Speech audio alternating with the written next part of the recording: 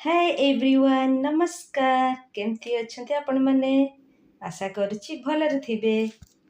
आज मु लंच रे बनईची सोयाबीन आलू तरकारी आउ भात। तो आम प्रत्येक ओडिया घरे भात तो समस्ते भल पाती खाइबा पाई, किंतु ता सहित टिके भल तरकारी टे हेले ताले आउ कौन मजा आसीजिवो।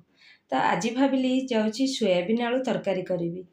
आमे साधारणतः समस्ते प्रत्येक खाद्य को गोटे यूनिक स्टाइल रोषे करचंती, टिके एक्सपेंसिव करचंती, भल दामी दामी जिनस करचंती, समस्त पाखरे दामी जिनस किणिकी करिबाटा कोन संभवपर कि नुहे ना।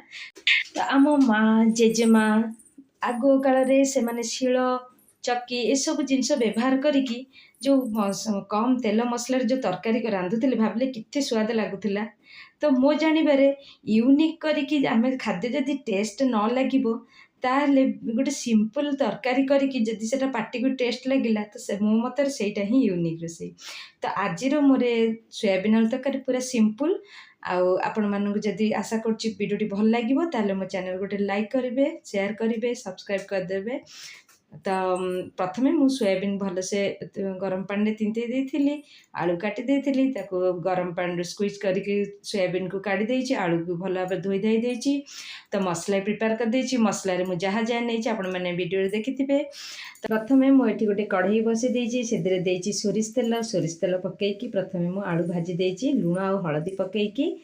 तो आपण आपण परिमाण हिसाब रे लूण हळदी पकेइबे। तापरे सेही तेल रे मु सोयाबीन मध्ये भाजी देइछि। जदि लूण तेल दरकार पड़िबो ताहले आपण सोयाबीन ने देबे। मोर किंतु टिके अधिक लूण तेल हेइ जाइतिला तो सेति पई मु आ देइनी। सेही तेल लूण हळदी रे ही मोर सोयाबीन टा भजा हेगला, ताकू भी बाहर कर देइछि। तापरे सिंपल मु सेही कढ़ई रे तेल सोरिष तेल पकेई सेथिरे देइछि जीरा टिके चटके आसिला, तापरे दे देइछि तेजपत्र, तापरे दे देइछि पियाज, तापरे आमे सेथिरे दबा बाटी थिबा मसला। तो मु एठी खड़ा मसला देइनी कारण मु खड़ा मसला सबु बाटी मसला रे ही बाटी देइथिली। तो तापरे सेथिरे स्वाद अनुसार लूण आ हळदी, तापरे किछि बेसिक मसला सेथिरे आमे ऐड करिबा जेमति कि काश्मीर लाल मिर्च पाउडर कलर पई, जेहेतु मु लंका बाटी थिली तेणु अधिक राग आमर मो पुओ खाइबनी। तो सेति पई काश्मीर लाल मिर्च पाउडर, जीरा पाउडर, धनिया पाउडर आ टिके मीट मसला, आपण चाहिले करी पाउडर भी दे परिबे।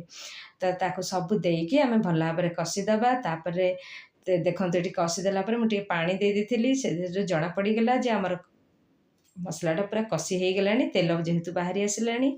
तो मसला भल से कसी हो गला परे सेथिरे आमे ऐड करिबा हमर सोयाबीन आलू जाको भाजिके आमे रखथिले।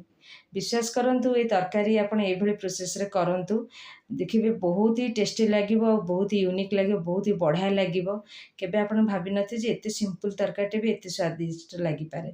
तो साधा सीधा आम घरे जो मसला तेल मसला अच्छी बास जेतिकी भी अच्छी ताकू आमे नेइकी जदि किछि भल स्वादिया तरकारीटे करि पारले तो सेटा ही मो मतरे बेस्ट।